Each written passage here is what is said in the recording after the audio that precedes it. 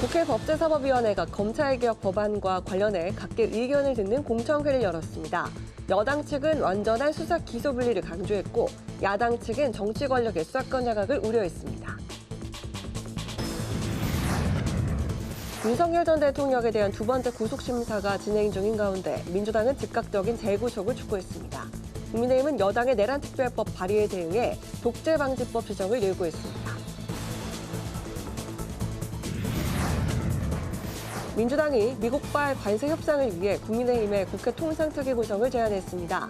국민의힘은 윤희숙 여의도 연구원장을 혁신위원장에 임명했습니다.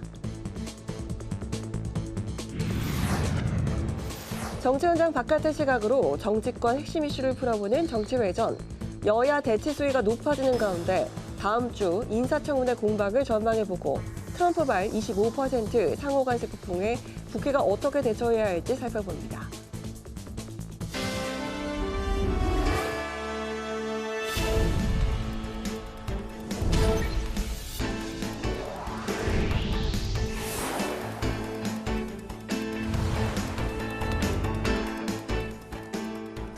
여러분 안녕하십니까? 7월 9일 수요일 국회 라이브 6 시작하겠습니다.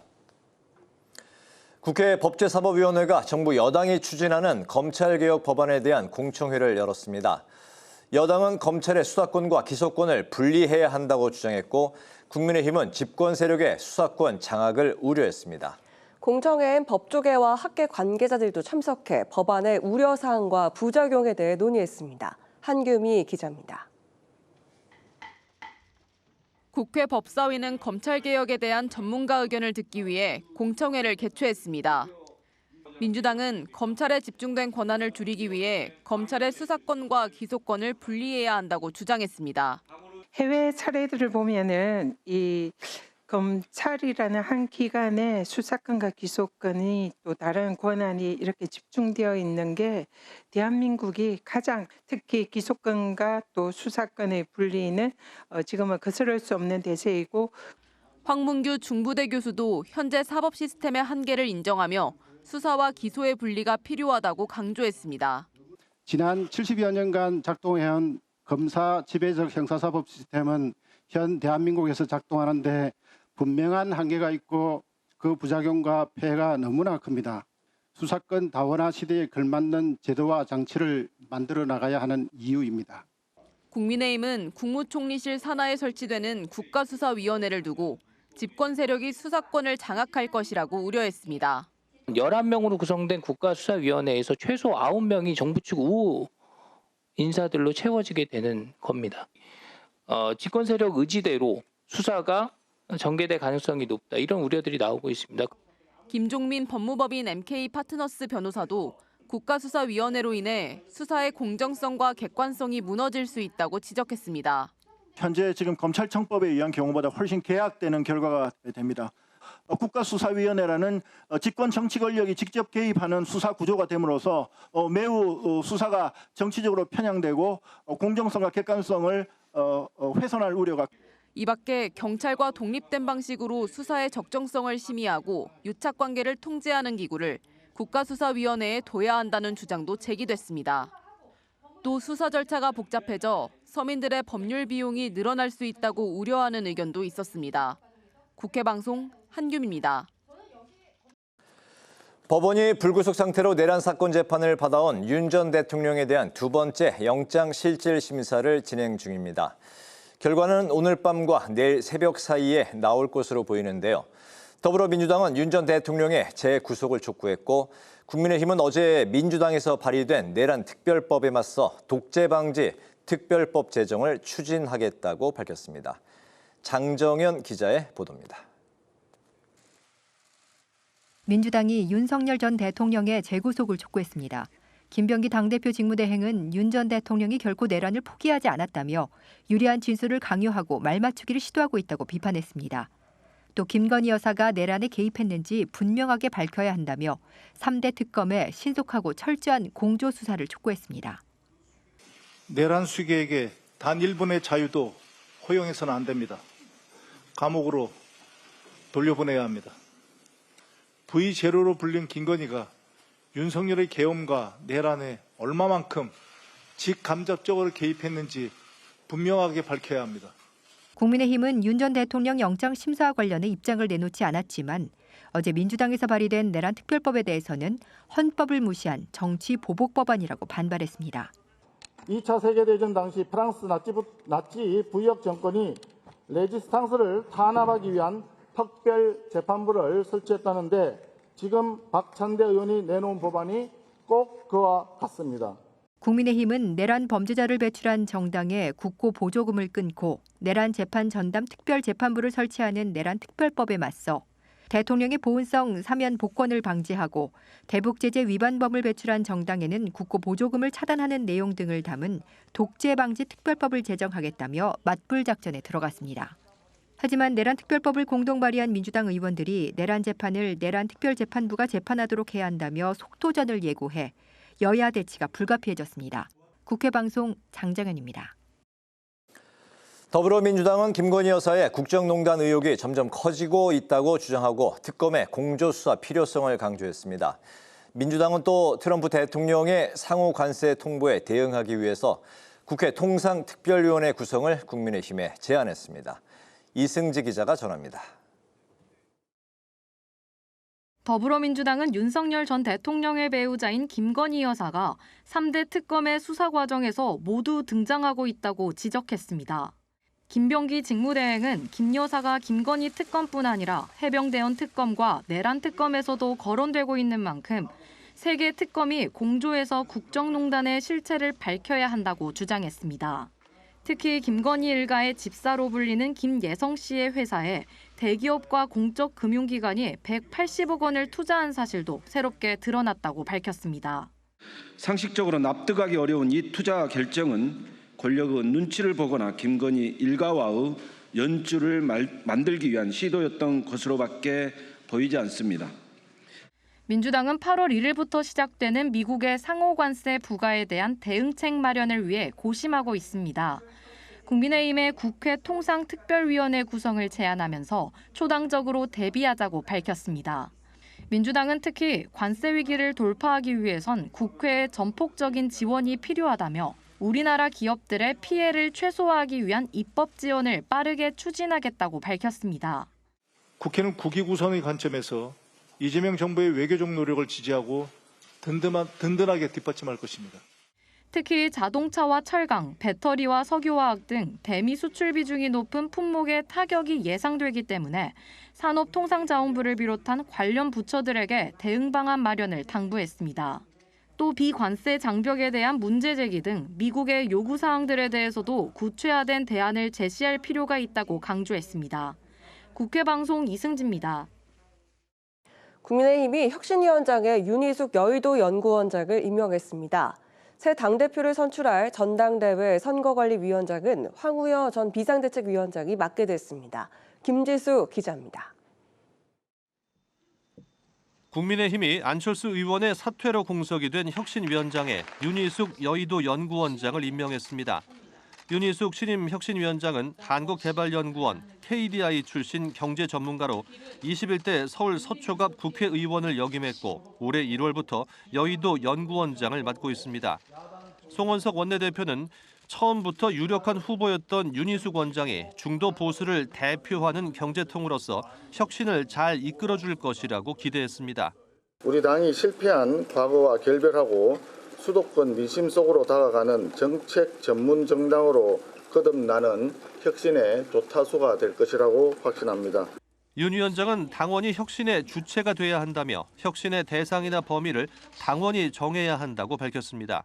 당원이 의사를 표출할 수 있는 그 기반을 저희가 마련하는 것이 혁신위원회의 사명이라고 저는 생각합니다. 그러면서 당이 절박한 상황에 혁신위가 꾸려졌다며 혁신이 성공하기 위해서는 국민 눈높이에 맞는 혁신안을 제시해야 한다고 강조했습니다.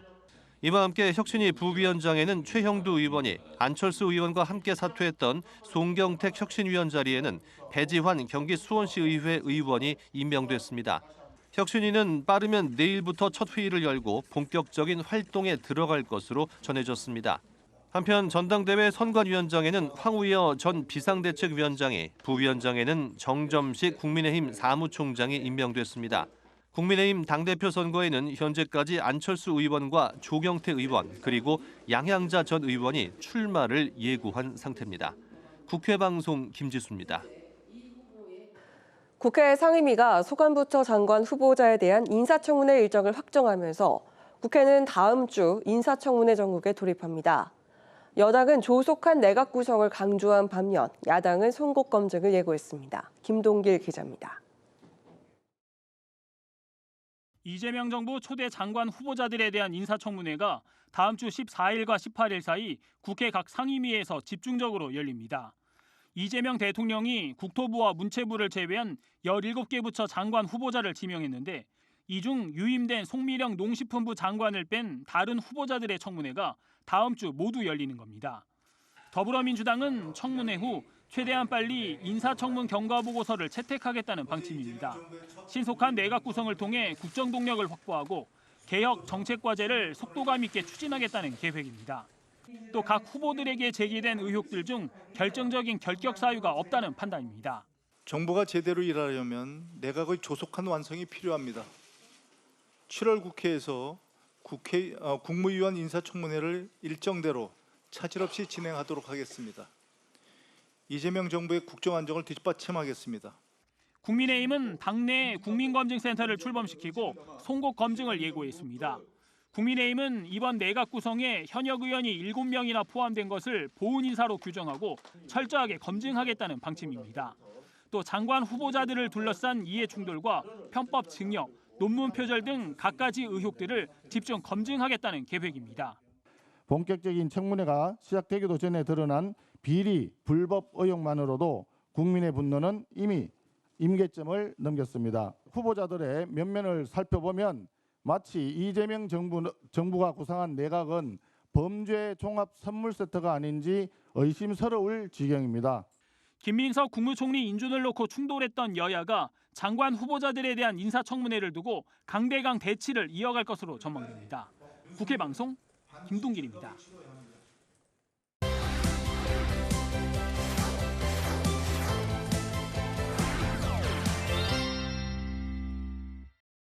이슈픽 서원한 개건 기자와 함께 민주당 당대표 선거에 출마를 선언한 박찬대 의원이 발의한 내란 특별법 이슈부터 다뤄보도록 하겠습니다. 서원한 기자 안녕하세요. 네, 안녕하십니까? 네, 어제 박찬대 의원이 발의한 내란 특별법 때문에 정치권이 시끄러운 상황입니다.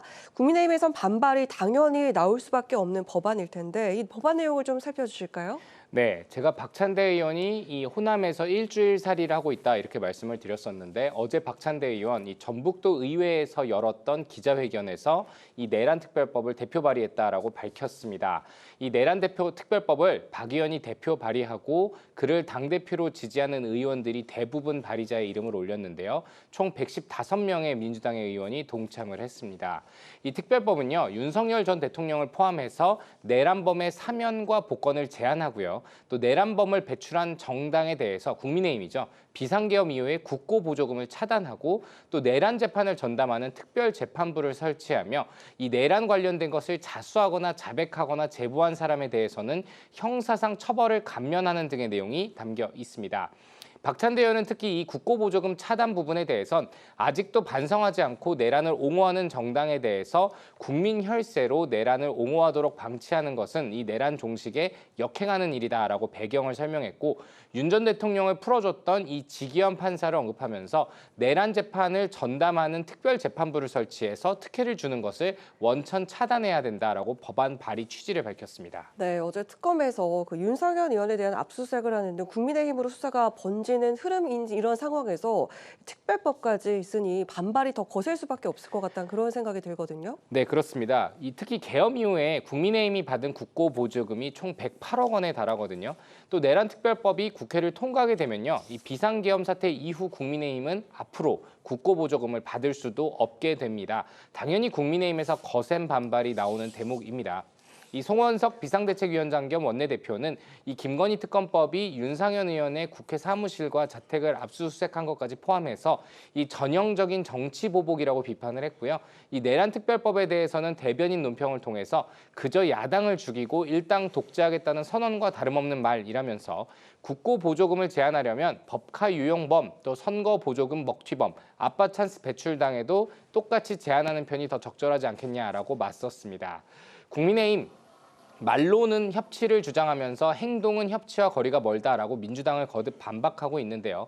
다만 이재명 대통령과 민주당에 대한 지지율은 계속 상승하는 흐름 속에서 이 국민의힘에 대한 지지율은 거듭 하락을 하고 있는 부분이 있고 또 특검의 수사가 이제 막 시작한 단계이기 때문에 악재가 계속 나올 수도 있거든요. 네. 오늘 이 혁신위원장의 윤희숙 여의도 연구원장을 임명하며 수습에 나섰지만 당의 위기가 쉽게 끝나지 않을 것이라는 우려도 나오고 있습니다. 지금 국민의힘의 상황과 민주당 상황이 사뭇 다른 모습을 보여주고 있는 것 같은데 민주당이 그동안은 좀 신중하게 좀 선택을 해왔던 것 같은데 이제는 이번 달 임시국회 때는 쟁점 법안들을 좀 신속하게 처리하겠다 이런 입장이잖아요.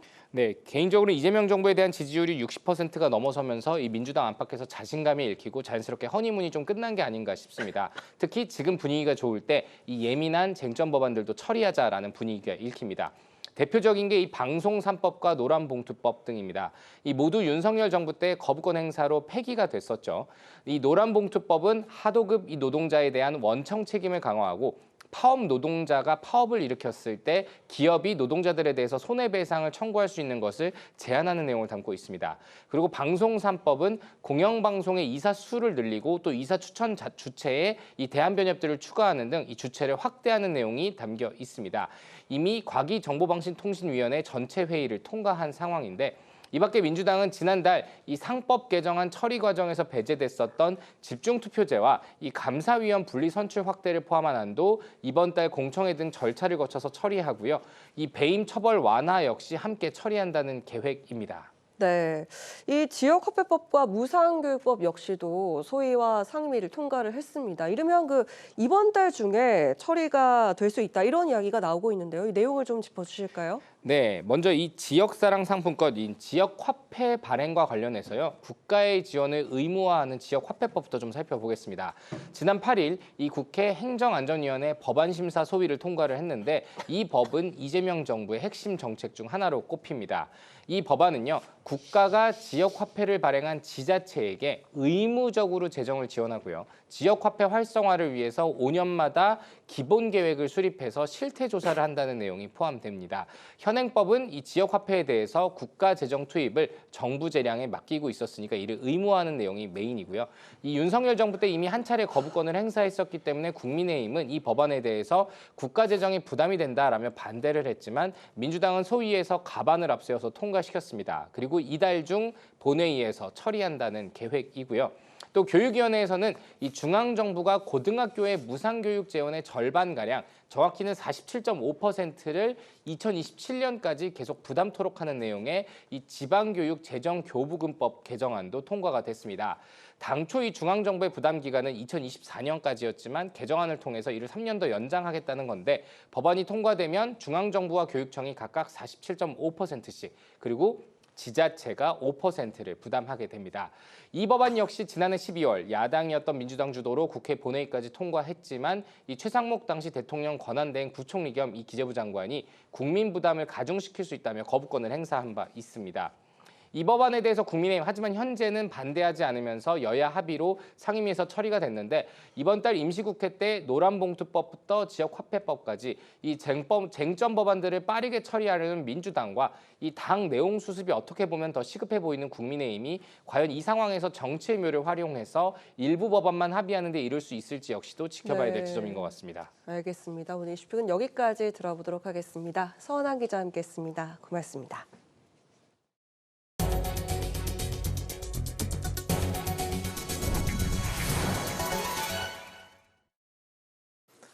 여야는 이진숙 방송통신위원장의 정치 중립 위반 논란을 두고 다른 입장을 냈습니다.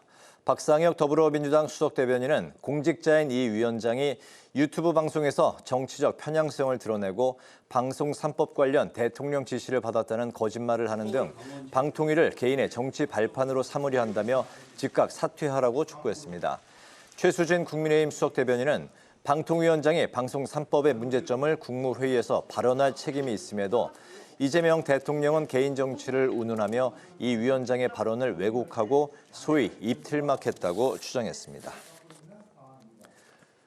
더불어민주당은 순직 해병 사건 수사 외압 의혹을 수사 중인 특검이 박정훈 전 해병대 수사단장의 항명 혐의 재판에 대해 항소 취하를 결정한 걸 두고 사필 규정이라고 환영했습니다. 이건태 대변인은 서면 브리핑에서 박 대령에 대한 군 검찰의 부당한 기소와 무리한 항소가 정치적 목적에 따른 것이었음을 방증하는 결정이라고 언급했습니다. 또 특검의 정의로운 판단에 경의를 표하고 앞으로 철저하게 진실을 규명해 달라고 당부했습니다. 국민의힘이 특검 수사에 대응하기 위한 당 기구를 설치하기로 했습니다. 박성훈 원내 대변인은 긴급의원총회에서 의원 만장일치로 특검 수사 대응 기구 구성을 의결했다고 밝혔습니다. 박 원내 대변인은 대응 기구가 위원회 형태로 운영될 예정이고 이르면 이번 주에 출범할 것이라고 설명했습니다.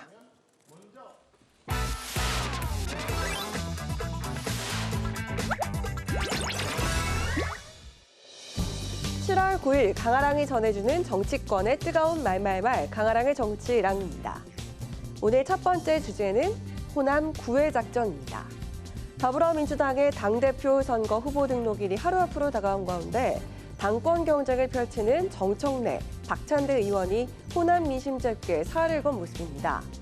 일찌감치 당권 도전을 선언한 정청래 의원은 호남 지역을 연일 찾는가 하면 박찬대 의원은 호남 일주일 살기 프로젝트를 내걸면서 호남 공략을 펼치고 있습니다. 두 후보 모두 내란 종식의 목소리를 높이면서 자신이 이재명 정부 첫 집권 여당 대표의 적임자라면서 한 표를 호소했습니다.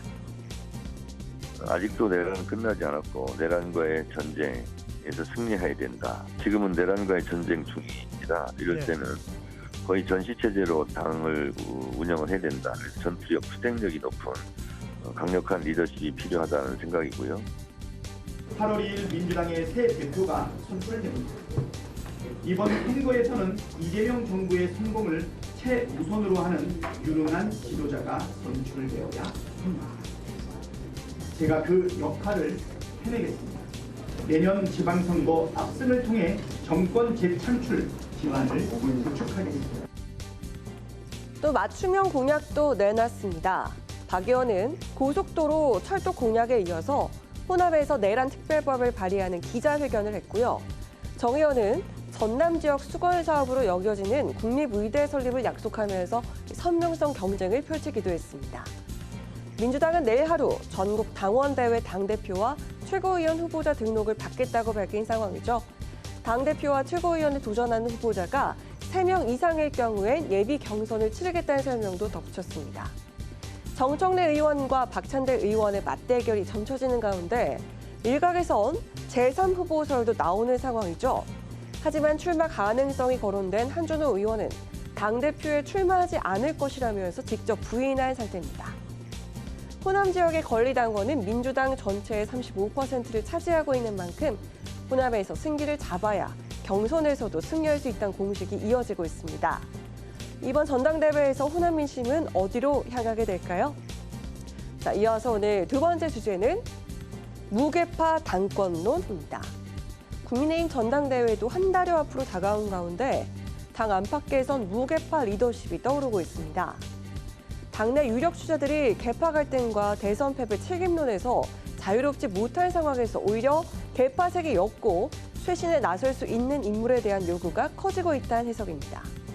때문일까요? 출사표를 던진 후보자들은 윤 전 대통령과의 거리 두기를 강조하면서 새로운 당대표는 인적 쇄신도 단행할 수 있어야 한다는 목소리를 내놨습니다.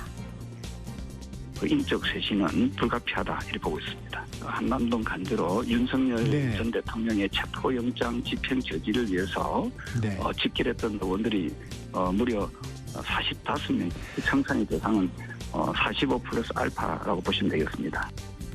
혁신을 바란다면 전혀 새로운 얼굴로 완전히 판가리를 할 수 있는 그런 전당대회를 만들어야 된다는 규율을 철저하게 잡아야 돼요. 그리고 잘못하면 바로 출당도 시켜야 되고. 현재까지 안철수, 조경태 의원을 비롯해 4명이 출마 의사를 밝힌 상황이죠. 김문수 전 고용노동부 장관과 한동훈 전 대표, 나경원 의원의 출마 가능성도 거론되면서 대선 경선 리턴 매치도 배제할 수 없는 분위기입니다. 도 나오고 김문수 장관도 나와라 이렇게 쓰셨죠? 예, 다 나와서 이제 혁신을 이제 경쟁을 해야지 우리 당이 정말로 누가 돼도 혁신이 될 수 있겠구나 이렇게 믿을 겁니다. 제가 만약에 당선이 된다면 당연히 제가 한 안을 가지고 혁신을 할 것이고 제가 되지 않더라도 서로 안들을 내고 서로 경쟁을 해서 당원의 선택을 받자. 이런 가운데 선거관리위원장에 임명된 황우여 전 비상대책위원장은 집단 지도체제로 전환해야 할 시점이라고 밝혔죠. 단일 지도체제는 현재 국민의힘 체급에 맞지 않다는 건데요. 조만간 일정을 확정지을 것으로 보이는 국민의힘 전당대회, 개파 청산과 함께 혁신까지 이뤄내야 하는 국민의힘 차기 당대표 자리를 두고 당내 경쟁이 치열해지고 있습니다. 지금까지 강한하게 정치 랑이었습니다.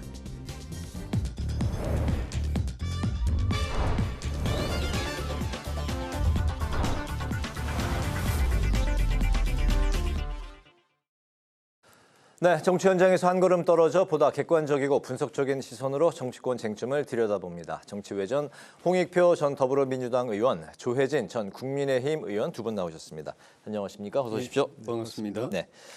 윤 전 대통령이 다시 구속 기로에 섰습니다. 영장 실질 심사 결과가 이제 오늘 밤이나 내일 새벽에 이제 나올 것으로 예상이 되고 있는데요.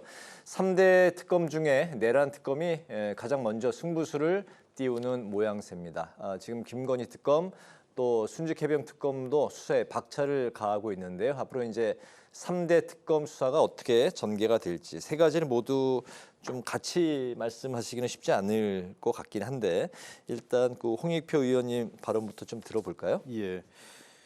일단은 내란 특검이 좀 치고 나가는 분위기는 분명한 것 같습니다. 이게 수사 방식 차이인데요. 조은석 특검의 스타일이 제일 그 우두머리부터 쳐서 그 다음 밑에 진술을 받아내는 스타일이라면 나머지 지금 내란 특검, 그 김건희 특검이나 최해병, 그 해병대 장병 순직 사건 특검 같은 경우에는 아래에서부터 이렇게 올라가는 방식을 하다 보니까 속도감에서는 훨씬 더 내란 특검이 빠르게 진행되는 것 같고 특히 오늘과 내일 새벽 사이에 결정될 윤석열 전 대통령에 대한 그 구속 여부가 아마 이 사건에서 굉장히 분수령이 되지 않을까 싶습니다. 저는 법조계 중론을 들어본 결과는 대체로 구속영장이 발부될 가능성이 상당히 높은 것으로 좀 전망되고 있고요. 구속이 될 경우에는 훨씬 더 내란 특검 수사에 어떤 속도가 붙고 이후에 다른 관련자 진술을 받아내는데도 순조롭게 이어지지 않을까 싶습니다. 오늘 구속 여부가 다른 특검에도 영향을 미칠 수 있을까요? 그렇죠. 왜냐하면 일단은 그 핵심범을 구속 수감해서 지금 수사를 시작하는 거 아니겠습니까? 그렇다면 자연히 김건희 특검에서는 핵심 인사가 김건희 씨일 거고 그리고 또 김건희 씨가 지금 모든 사건에 지금 연루돼 있는 것으로 나타나 있기 때문에 김건희 씨와 관련된 인신구속과 관련된 문제도 굉장히 중요하게 그 김건희 특검에서 논의가 될 것 같고요.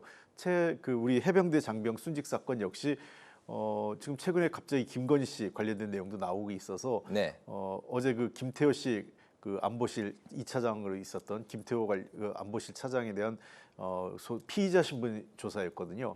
만약에 그분이 뭔가 실마리가 연결고리가 찾는다면 전직 대통령 부부에 대한 조사도 거기서도 바로 이어질 가능성이 높습니다. 네네. 세 가지 특검이 이제 복잡하게 서로 상호 이제 얽혀 있기 때문에 오늘 윤 전 대통령 구속이 굉장히 좀 이 수사의 특검에 이제 중요한 그 기로에 서 있는 것 같습니다. 오늘 그 구속 여부 좀 먼저 어떻게 전망하십니까? 아무래도 구속 가능성이 조금 더 높다고 봐야 되지 않을까 싶습니다.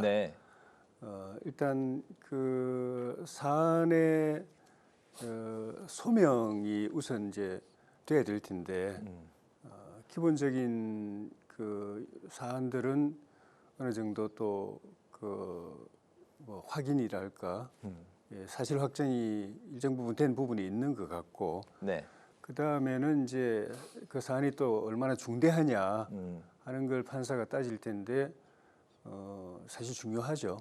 중요한 부분이고 그럼에도 불구하고 그 도주나 증거인멸 우려가 없으면은 이제 판사도 또 이제 고심을 할 텐데 네.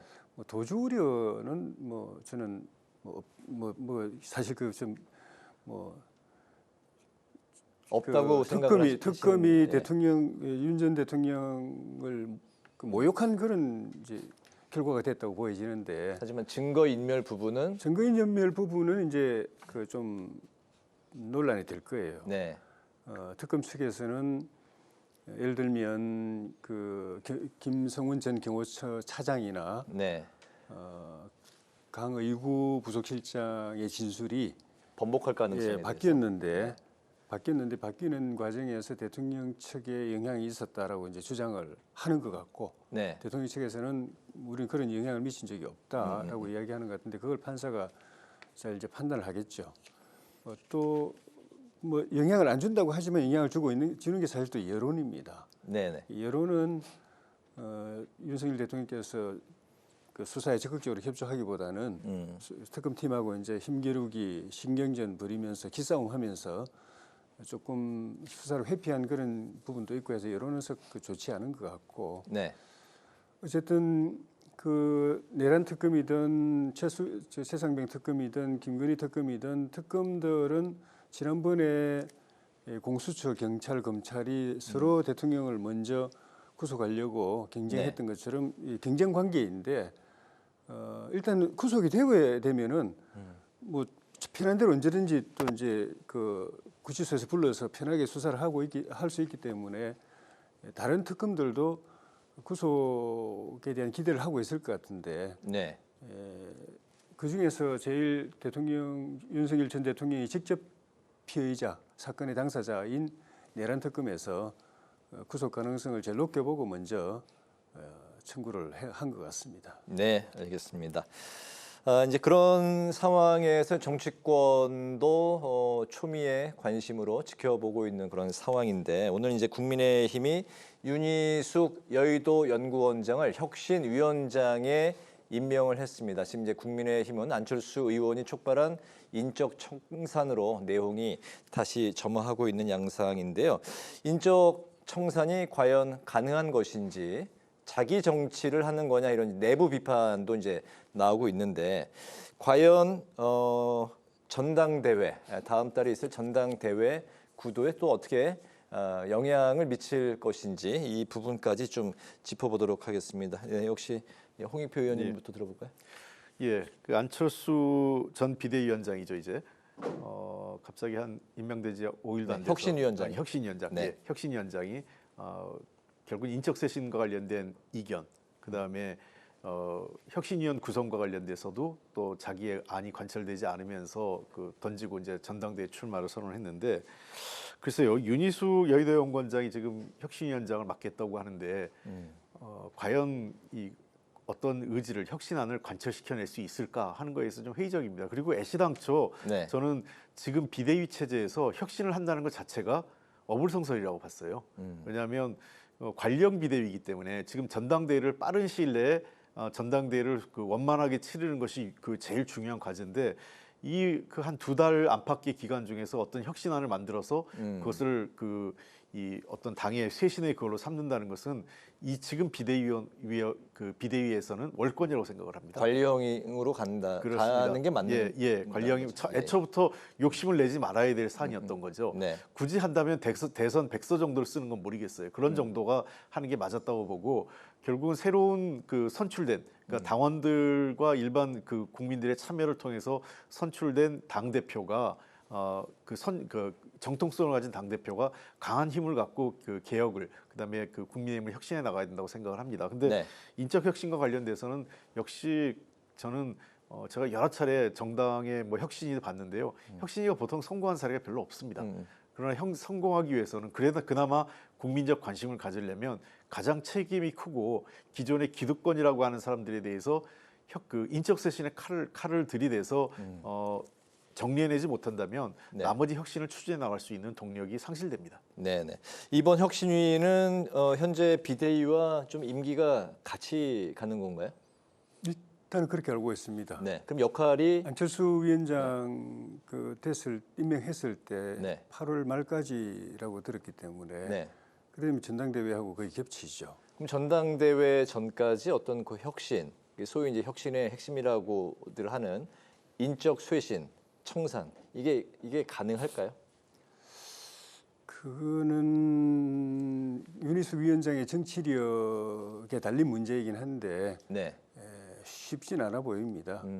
요 직전까지만 하더라도 안철수 위원장이 혁신의 핵심인 인적 청산 요구했을 때 성원석 비대위원장이 거절한 걸로 돼 있는데 예. 뭐 며칠 사이에 받아들이는 걸로 이렇게 바뀌었을 가능성은 별로 없어 보이고 그렇다고 윤희숙 그 혁신위원장이 그런 핵심인 인적 청산은 거의 포기하고 거의 제도적인 혁신만 하겠다고 물러섰을 가능성도 저는 적어 보여요. 네. 그래 되면은 뭐 사실 혁신이라고 평가받기가 어렵기 때문에 의미 없는 혁신위원장을 맡았다고 볼 수 있는 건데 그럴 네. 분은 또 아니거든요. 그래서 이제 가장 바람직한 거는 인적 쇄신에 대해서 그 윤희숙 위원장이 당 지도부를 설득하고 또 의원총회에 나가가지고 또 동료 의원들을 설득하고 또 당원들을 설득해서 거기에 동의를 만들어내는 것. 네. 그러면 그 이제 실행이 되거든요. 거기에 어떤 그 설득력이나 리더십, 정치력을 발휘해 주기를 기대하는데 그것도 그렇게 만만한 일은 아니죠. 저항하는 그 힘은 훨씬 더 크기 때문에. 네. 그래서 마지막으로 어떤 기대가 있다면은 전당대회에서 인적 쇄신을 핵심으로 놓은 이 혁신안에 대한 이 그 경쟁.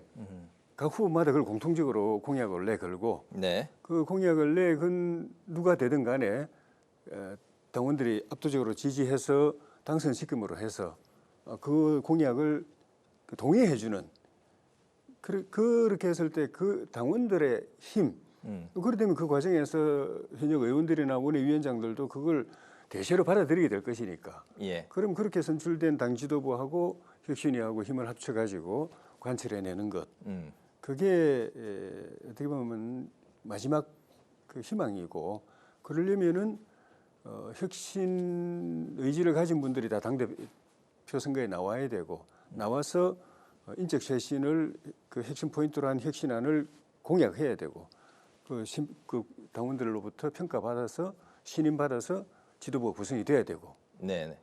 그게 이제 전제 조건이고 그게 안 된다면은 뭐 새 지도부 나온다고 해도 혁신안에 힘을 받기는 좀 어렵죠. 네, 알겠습니다.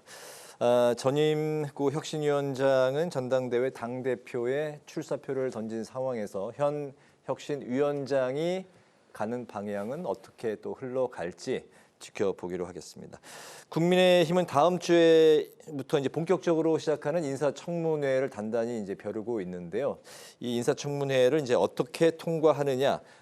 여당의 부담도 그만큼 커져 있는 상황인데 앞으로 이제 그 인사청문회 민주당이 거대 여당의 책임감을 보여줄지 또 국민의힘이 인사청문회를 어떻게 반등의 기회로 삼을 수가 있을지 현재 인사청문회가 이제 줄줄이 예고가 돼 있는데 교육부 장관 후보자를 비롯해서 벌써부터 여러 가지 좀 논란이 있는 그런 후보들이 등장을 하고 있는 상황입니다. 이 인사청문회 전체로 좀 어떤 분위기로 흘러갈까요? 뭐 이번뿐만 아니라 역대 인사청문회가 대부분 다 맹탕청문회 끝나고 나면 언론이 맹탕청문회라고 네. 제목도 뭐 새로 뭐 뽑을 것도 없이 그대로 됐는데 다 이유가 있는 것이거든요. 여당은 그 청문회는 관심 방어를 없고 하고. 검증에는 관심 없고 네. 계속 방어만 하고 물타기하고 희석하고 민주당은 더더욱이 그 김민석 총리 청문회 때 보면은 검증하는 우리 야당의 의원들을 공격하기까지 했을 정도로 완전히 그냥 거꾸로 가버렸고 그런 상황에서 그걸 돌파해가지고 제대로 된 검증을 하고 청문을 해서 옥석을 가려내려고 하면은 야당인 우리 국민의힘이 조금 더 결기를 가지고 네. 열정을 가지고 또 땀을 흘리고 발품을 팔아서 입체적인 검증을 할 수 있는 여러 가지 평가 자료들을 이제 찾아내고 그냥 단순히 그 후보 측에서 제출한 자료 가지고는 사실 의미가 없거든요. 네. 뭐 불리한 자료는 안 보내니까. 그럼 발품을 팔아야 돼요. 그 주변에 있는 분들 만나보고 또 여러 현장들도 또 찾아가 보고. 근데 다음 주 월요일부터 청문이 이제 형문회 시작되는데 지금 한 4, 5일 남은 상황인데 네. 아직까지 언론에서 제기한 그 이슈들 좀 있고 또 주진우 의원이 개인적으로 또 조금 그 이슈 제기한 것이 있고 나머지는 우리 국민의힘 발 검증 이슈가 이렇게 기사가 없는 것 같아요. 그래서 네. 굉장히 안타깝고 그래 되면 또 맹탕 청문회가 되지는 않을까 하는 그런 염려가 있고 그렇게 되면은 언론이 발품을 팔아서 제기한 의혹조차도 제대로 후보에게 적용해가지고 평가하고 심판을 못하고 민주당이 그 공언한 대로 뭐 한 사람도 빠짐없이 다 통과시키겠다 한 그대로 가는 그런 참 허무한 결과가 되지 않을까 하는 그런 염려가 좀 들어서 네. 힘들더라도 우리 국민의힘 의원님들이 남은 기간 동안에 좀 더 분발해 주시기를 좀 기대하고 있습니다. 네, 아직까지 이제 뭐 본격적으로 뚜껑이 열리지는 않았지만은 현재까지 국민의힘의 그 내부 분위기는 과연 청문회를 잘 준비를 할 수 있을지 조금 염려스러운 부분이 있다는 말씀을 해주셨는데 이번 그 후보들의 특징은 어쨌든 그 국회의원 현직 출신들이 되고 장관 후보자로 지명이 된 그 상태라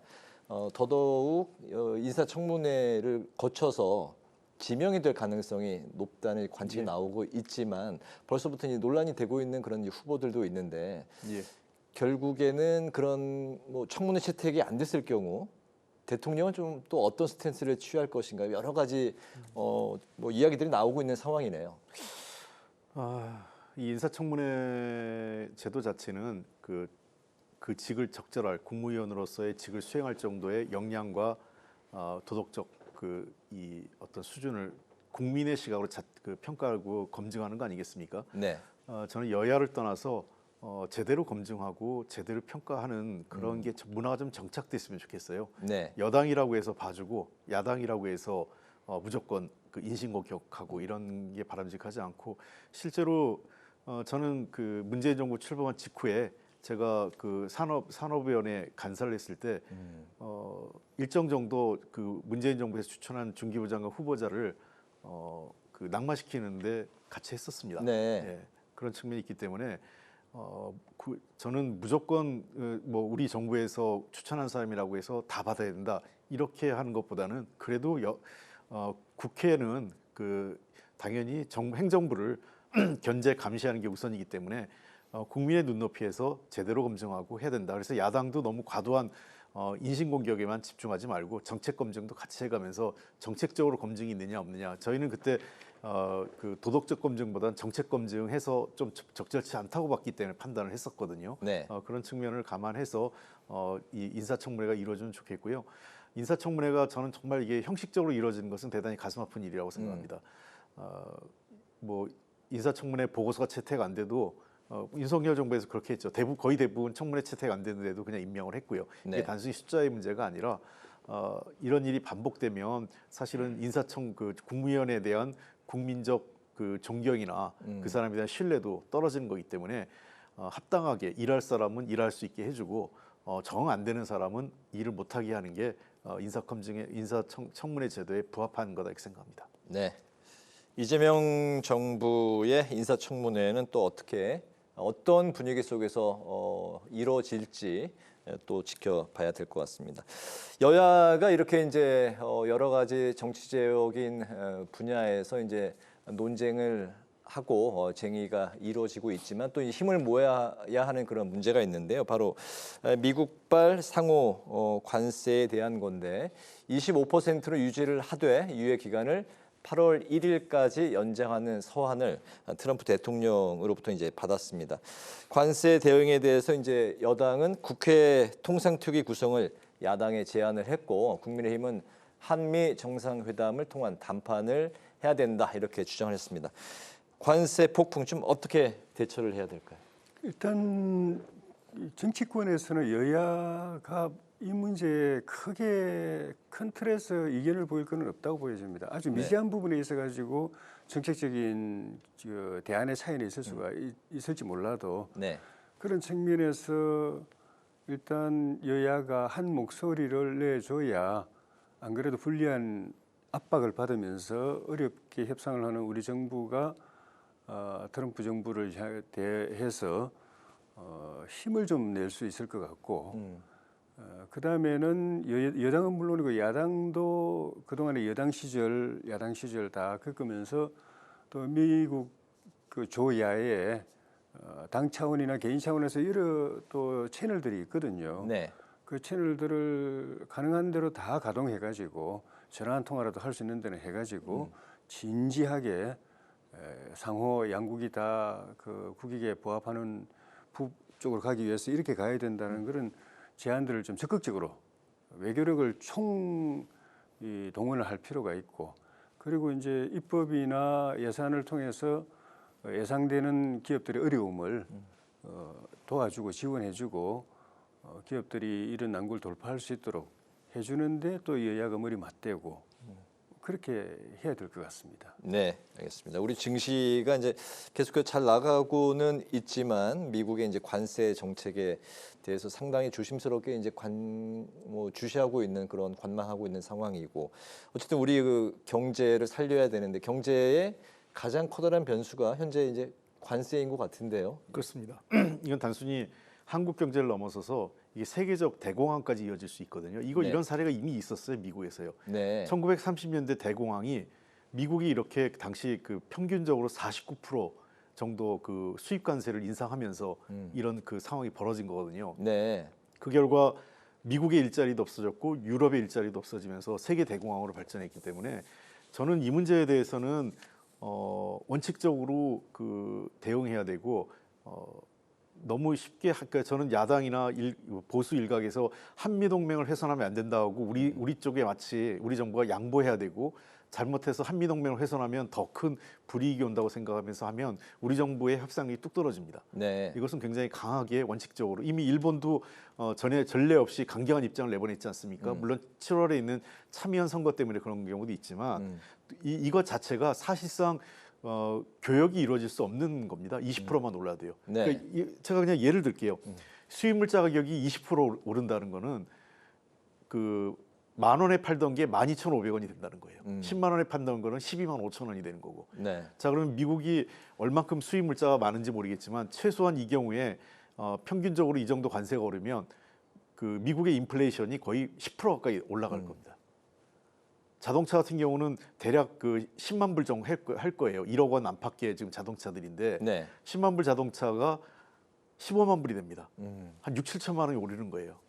그러니까 이건 팔릴 수 없는 상황이 되는 겁니다. 결국은 이 상황은 저는 미국이 계속 통상 문제 그 관세 문제를 유예하고 늦추고 있는 게 미국도 이렇게 하기 어렵다는 거예요.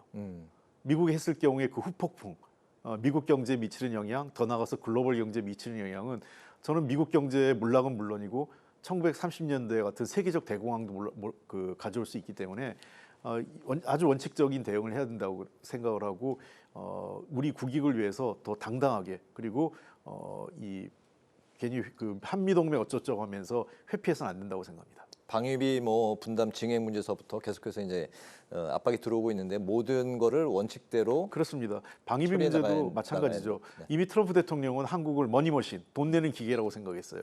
거기에 그대로 딸려가면 안 됩니다. 한미동맹 우리가 방위비 분담을 전적으로 우리가 한다면 당연히 평택에 있는 미군 기지 미국이 돈 내고 써야죠. 그걸 우리가 무상으로 제공할 이유는 없다고 봅니다. 알겠습니다. 오늘 그 마지막 이슈는 검찰개혁과 관련된 내용인데 오늘 국회 법사위에서는 검찰의 수사권과 기소권을 분리하는 검찰개혁 4법 공청회가 열렸습니다. 반대하는 측은 문재인 정부 때 검경 수사권 조정에 부작용이 있었다. 이 점을 지적을 했고 또 찬성하는 측은 개혁을 반대하지 말고 연착륙에 집중하자. 이렇게 이제 주장을 했습니다. 검찰 개혁의 본질 또 어떻게 개혁을 해야 될지 좀 길지 않게 좀 들어볼까요? 검찰 개혁 지난번에 검수완박이 많은 부작용을 일으켰다고 하는 우리 야당의 주장을 정부는 귀담아 들어야 됩니다. 그 통계로 다 나와 있기 때문에 네. 민생사범을 비롯해서 사건 처리 속도가 엄청 떨어져 가지고 결국은 범죄자들만 좋아지고 범죄 피해자들만 피해를 입는 그런 것이 됐는데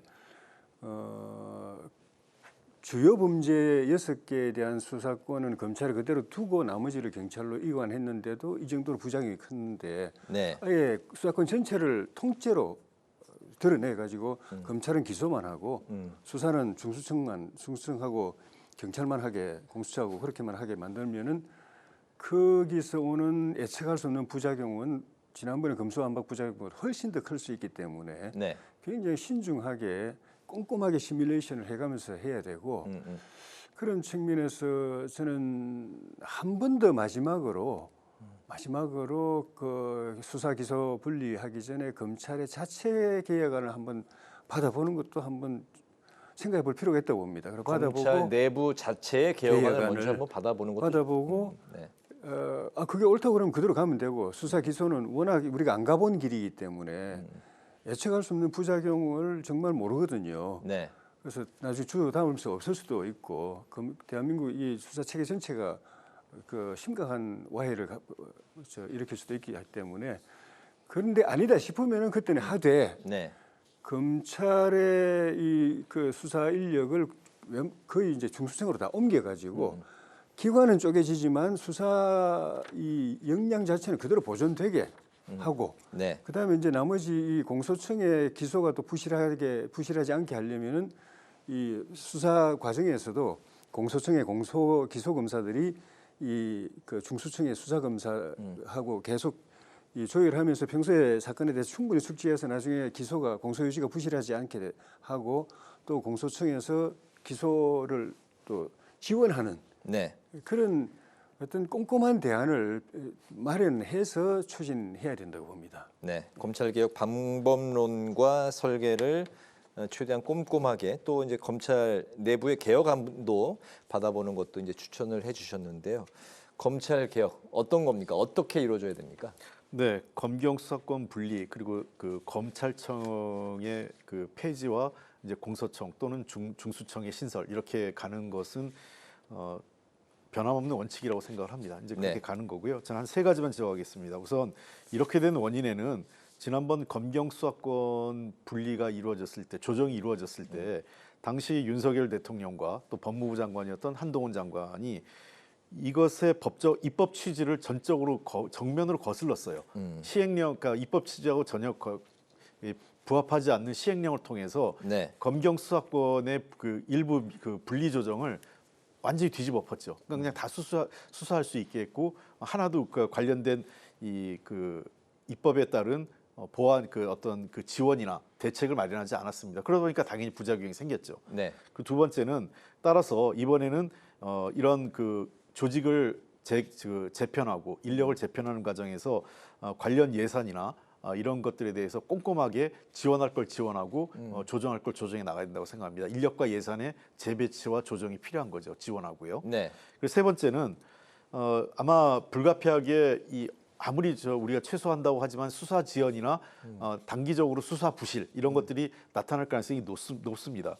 그래서 법안이 금년 추석 전후에서 법안이 통과된다 하더라도 법적이 안팎에서 그리고 이미 법무부에서 민주당에서도 그런 생각을 갖고 있고 최소 6개월에서 1년의 시행 유예 기간이 있거든요. 그 시행 유예 기간 동안에 이러한 그 부작용을 최소화할 수 있는 대책 그리고 부작용에 대한 보완 조치를 꼼꼼하게 준비해 나가야 된다고 생각을 합니다. 그래서 가장 중요한 것은 이런 그 검찰 개혁 또는 이 준사법기구의 개혁 과정에서 국민적 피해가 발생하지 않도록 그 만반의 대책과 준비를 해나가는 것이라고 생각합니다. 네네. 대통령은 검찰 개혁의 얼개가 추석 전에는 가능하지 않겠냐 이렇게 이제 발언을 했는데 어쨌든 국민에게 피해가 가지 않도록 최대한 꼼꼼하게 좀 들여다봐야 될 것 같다. 이제 홍 의원님의 마지막 말씀을 끝으로 오늘 정치회전 마쳐야 될 것 같습니다.